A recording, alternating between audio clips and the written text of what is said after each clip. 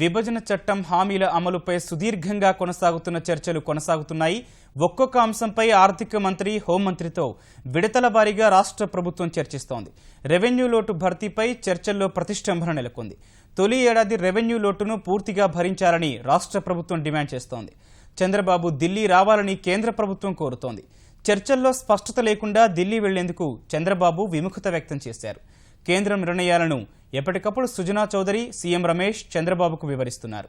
రాష్ట్ర ప్రభుత్వం 9 అంశాలపై స్పష్టత కోరుతోంది. విశాఖకు రైల్వే జోన్ ఖచ్చితంగా ఇవ్వాలని పట్టుబడుతోంది. లేని పక్షంలో వేల కోట్లు నష్టపోతామని రాష్ట్ర ప్రభుత్వం స్పష్టం చేసింది. శాసనసభ స్థానాల పెంపుపైన చర్చిస్తోంది.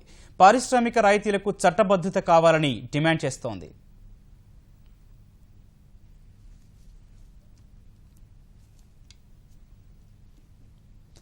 దీనిపై మరిన్ని వివరాలు మా ప్రతినిధి శ్రీనివాస్ మోహన్ అడిగి తెలుసుకున్నాం. శ్రీనివాస్ మోహన్, రాష్ట్ర ప్రభుత్వం ఆలోచన ఏ విధంగా ఉంది?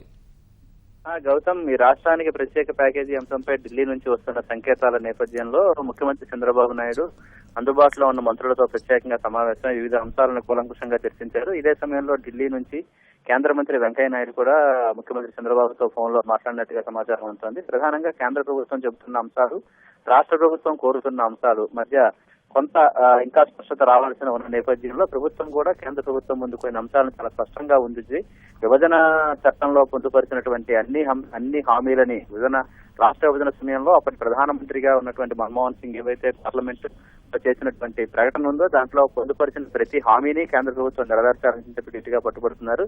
ఇదే సమయంలో అసెంబ్లీ స్థానాల పెంపు, అంటే పార్లమెంట్ లో దీనికి సంబంధించి కొంత చట్ట సవరణ చేయాల్సి ఉన్న నేపథ్యంలో అసెంబ్లీ స్థానాలను పెంపుదల చేయాలని, అలాగే ప్రత్యేక జోన్ విశాఖపట్నం రైల్వే జోన్ కాకుండా విజయవాడ రైల్వే జోన్ ను మార్పు చేసినట్లయితే తమ సానుకూలంగా ఉన్నామని కేంద్ర ప్రభుత్వం చెప్తున్న నేపథ్యంలో విశాఖపట్నం రైల్వే జోన్ కనుక ఇవ్వకపోవడం దాని ద్వారా ఆంధ్రప్రదేశ్ రాష్ట్రం తీవ్రంగా ఆర్థికంగా నష్టపోతుందని, ఇప్పటికే ఇనుప ఖనిజం ఎగుమతులకు సంబంధించి విశాఖపట్నం నుంచి జరుగుతున్న ఎగుమతుల ద్వారా 5,000 కోట్ల రూపాయల వరకు ఆదాయం వచ్చే అవకాశం ఉంది. దాన్ని ప్రభుత్వం కోల్పోవాల్సి ఉంటుంది. ఒకవేళ ఒరిస్సా, ఛత్తీస్గఢ్ రాష్ట్రాలకు ప్రధాన ఆదాయంగా ఉన్నటువంటి మారినటువంటి విశాఖ రైల్వే డివిజన్ పరిధిలో ఇనుప ఖనిజ రవాణా ప్రధాన ఆదాయ మార్గంగా ఉంది. ఒకవేళ రైల్వే జోన్ విశాఖపట్నం నుంచి మార్పు చేసినట్లయితే ఆ మేరకు రాష్ట్ర ప్రభుత్వం ఆర్థికంగా నష్టపోతుందనే విషయాన్ని కూడా ప్రధానంగా కేంద్రం దృష్టికి తీసుకొస్తున్నారు. అలాగే పారిశ్రామిక రాయితీలకు ఒకవేళ రాష్ట్రంలో పెట్టుబడులు పెట్టేందుకు పారిశ్రామికంగా ముందుకు వచ్చే సంస్థలకు మొదట రాష్ట్ర ప్రభుత్వం రాయితీ కల్పించినప్పటికీ ఆ మొత్తాన్ని కేంద్ర ప్రభుత్వం ఏ విధంగా పూడుస్తుంది, దీనికి సంబంధించిన చట్టబద్ధత ఏ విధంగా ఉంటుంది అనే అంశాలపై ప్రధానంగా కూడా చర్చిస్తున్నారు. అలాగే ఆదాయ పన్ను రాయితీలు, ప్రోత్సాహకాలు ఏ విధంగా ఉంటాయి అనే అంశాల మీద కూడా ప్రధానంగా దృష్టి సారించారు. అలాగే ప్రత్యేక హోదా ప్రకటించినటువంటి రాష్ట్రాలకు, ఇతర రాష్ట్రాలకు మధ్య ఆర్థికంగా 30% నిధుల్లో తేడా ఉంటుంది. కాబట్టి ఈ 30% నిధుల తేడాను ఏ విధంగా భర్తీ చేస్తారు అనే అంశాలుగా గట్టిగా పట్టుబడుతున్నారు.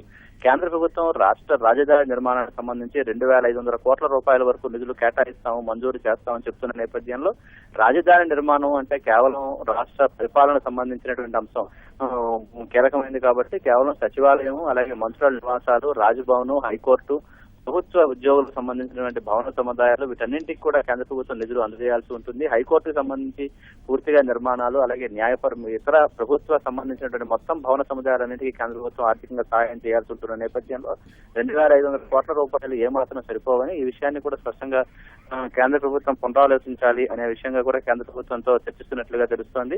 అంటే దీనికి మొత్తం 9 ప్రధానమైనటువంటి అంశాలతో ఈ రాష్ట్ర ప్రభుత్వం, కేంద్ర ప్రభుత్వం మధ్య ఈ ప్రత్యేక ప్యాకేజీ అంశంపై చర్చలు జరుగుతున్నాయి. ప్రత్యేక ప్యాకేజీతో పాటు ప్రత్యేక హోదా రాష్ట్రానికి ఇవ్వాల్సిందే అనే వాదనని కూడా రాష్ట్ర ప్రభుత్వం గట్టిగానే వినిపిస్తోంది.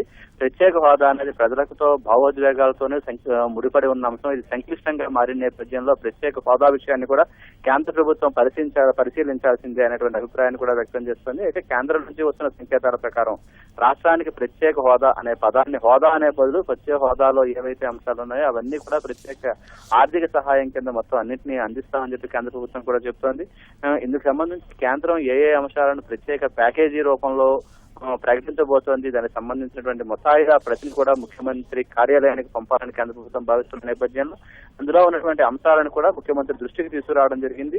ఈ వచ్చినటువంటి అంశాలు ప్రతిదాన్ని కూలంకుషంగా చర్చిస్తున్నారు. కేంద్ర ప్రభుత్వం ఏ విధంగా ఆలోచిస్తోంది అనే అంశాన్ని కేంద్ర మంత్రి సుజనా చౌదరి ఎప్పటికప్పుడు ముఖ్యమంత్రి దృష్టికి తీసుకొస్తున్నారు. దీని ప్రకారం ముఖ్యమంత్రి కూడా ఉన్నతాధికారులు దీనికి సంబంధించిన నిపుణులతో కూడా చర్చించి అందుకు అనుగుణంగా రాష్ట్ర ప్రభుత్వ డిమాండ్లను రాష్ట్ర ప్రభుత్వం ఏం గట్టిగా ఆశిస్తోంది, అలాగే రాష్ట్ర విభజన జరిగిన నేపథ్యంలో ఆర్థికంగా ఇప్పటికే తీవ్ర నష్టాలు ఎదుర్కొంటున్నటువంటి రాష్ట్రాన్ని ఆర్థికంగా బయటపడేందుకు రెవెన్యూ లోటు భర్తీకి పారిశ్రామిక రాయితీలకు సంబంధించిన అంశాలపై కూడా ప్రభుత్వం తమ వాదనలు గట్టిగానే కేంద్ర ప్రభుత్వం ముందుంచింది. ఈ మొత్తంగా ఈ అంశాలన్నిటిపై కూడా ఇంకా కొంత స్పష్టత చర్చల రూపంలో జరుగుతున్నాయి. కొంత స్పష్టత రావాల్సి ఉంది. ముఖ్యమంత్రి చంద్రబాబు నాయుడు 12 గంటల వరకు దీనికి సంబంధించిన అంశాలపై కేంద్ర మంత్రులు అలాగే ఢిల్లీలో ఉన్నటువంటి నాయకులతో చర్చించిన మీద కొద్దిసేపటి క్రితమే ఈ ఉపాధ్యాయ దినోత్సవ సభా కార్యక్రమంలో పాల్గొనేందుకు వేరే కార్యక్రమానికి వెళ్ళడం జరిగింది. మధ్యాహ్నం 1 గంట తర్వాత ఒకవేళ కేంద్ర ప్రభుత్వం నుంచి ముఖ్యమంత్రిని ఢిల్లీ రావాలి అని గట్టిగా పట్టుబడినట్లయితే ఢిల్లీ వెళ్లేందుకు వీలుగా కూడా ప్రత్యేకంగా అందుకు తగిన ఏర్పాట్లు కూడా చేస్తున్నట్టుగా మనకి సమాచారం ఉంటుంది. మొత్తంగా ఇప్పుడు ఈ ప్రత్యేక